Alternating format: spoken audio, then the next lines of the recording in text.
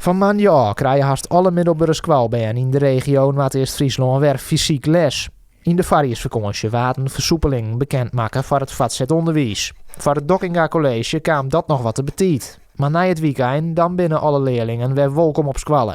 En dat valt goed bij het Lietse groepje band dat daar nou al is. Ik vind het wel leuk, want dan kan ik weer mijn oude klasgenoten zien.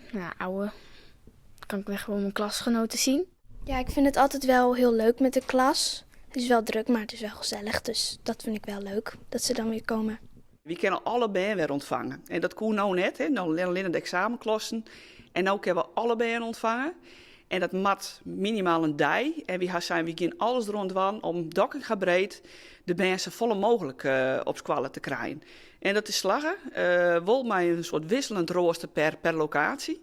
HAVO-VWO had gekozen voor menjes, wensjes naar scholen en de orenweek stieze toontjes en om. Dus de bijen komen daar 2 dagen in de week naar scholen. En op de VMBO-afdelingen hier we krijgt iets meer ruimte. Een grotere praktijklokaal. En daar komen de bijen gemiddeld 2 een hele dag op scholen. En dat is best wel een soort, als je dat vergelijkt met de oren en man. De mat op school wil coronaregels nijlibben worden. Liek als de orometer afstaan. Maar daar hebben ze intussen al ondervinding mee. We zijn eigenlijk al aardig doorgewinterd deze ronde periode in hoe we met elkaar hier omgaan. En we gaan oefenen nou met onze examenklassen. Dus we gaan nog steeds de verkeersregels, maar hoe we elkaar passeren in de gang. We gaan nog steeds afspraken over het gebruik van de kantines, over het gebruik van de klusjes. Maar ook hoe gaan we in de pauzes met elkaar om. En volgens mij wordt de groep een beetje groter, maar daar komen we wel mee uit de voeten. Ook de meeste docenten binnenwijs dat de baan weer volle meer fysiek lesvolgje kennen.